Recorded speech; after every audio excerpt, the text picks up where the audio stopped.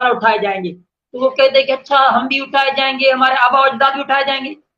قرآن پاک میں ان کا جواب دیا گیا جب وہ کہتے تھے کہ کیا ہمارے اگلے باپ دادا بھی اٹھائے جائیں گے, فرما دیجئے ہاں, اور بلکہ تم ذلیل اور رسوا بھی ہوگے اس دن, کیونکہ اسلام قبول نہیں کیا. تو قرآن پاک فرمائے بلکہ تم اس دن ذلیل اور رسوا بھی ہوگے, بس وہ تو محض ایک زوردار آواز کی سخت جھڑک ہوگی. سو سب اچانک اٹھ کر قبروں سے دیکھنے لگ جائیں گے اور کہیں گے ہائے ہماری شامت, یہ تو جزا کا دن ہے, یہ تو وہ دن آ گیا جس کا ہم انکار کر رہے تھے. کب کہیں گے؟